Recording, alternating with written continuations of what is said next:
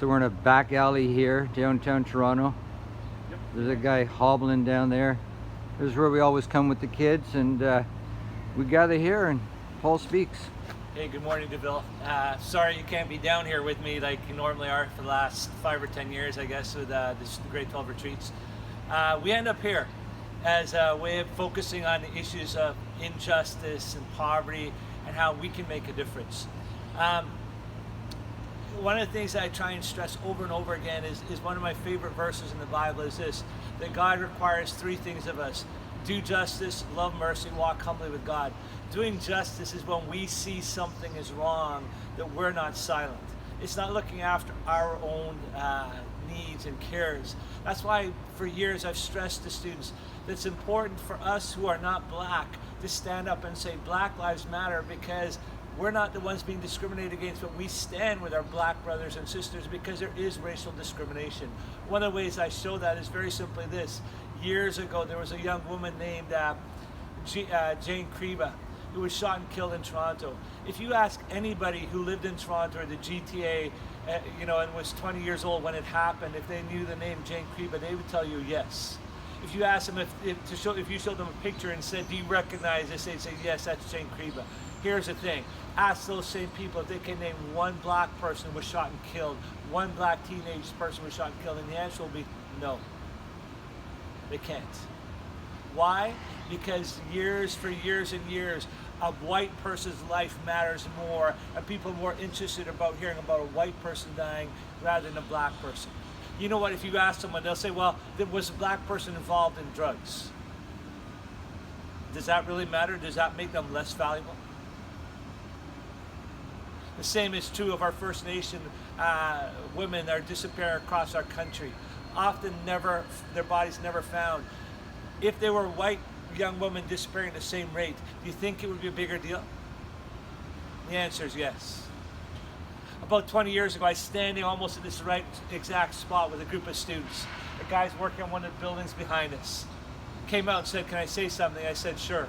Here's what he said. He walked over to the fence. He said, "Today, if you see any crack addicts, don't pay any attention to them. They're just a pile of shit in their waste of skin."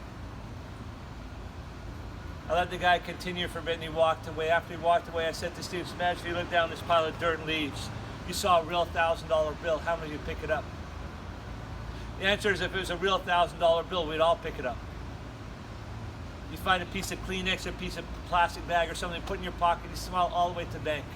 Now, when I got to the bank with that $1,000 bill, because I beat you to it, how much money would they give me for that dirty $1,000 bill? The answer is $1,000.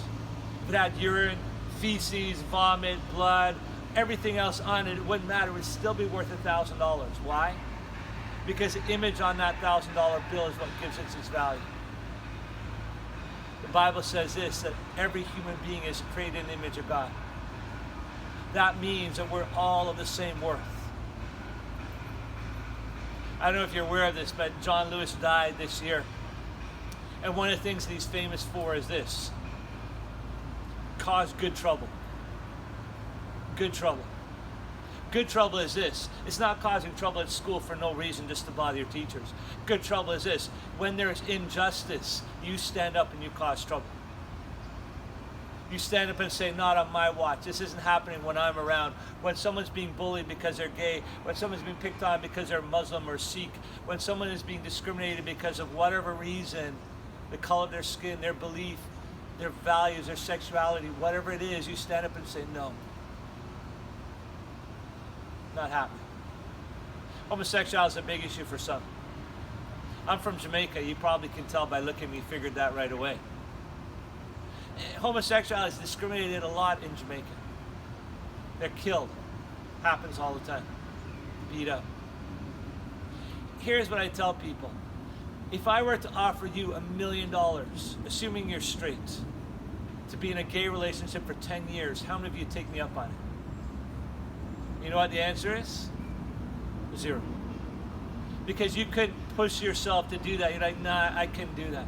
So here's the thing. If I couldn't pay you to be gay, what on earth would make you think that someone chose to be gay?